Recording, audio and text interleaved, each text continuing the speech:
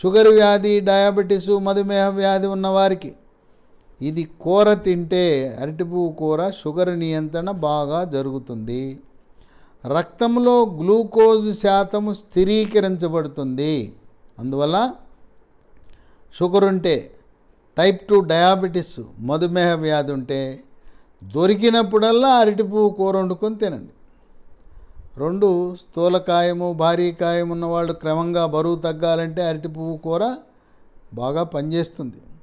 అయితే బరువు అధికంగా ఉన్న ప్రతి ఒక్కరూ కూడా మెడ ముందు భాగాన సీతాకోకచిలుక ఆకారం నుండే థైరాయిడ్ గ్రంథి బాగా పనిచేస్తుందా లేదా తెలుసుకోండి.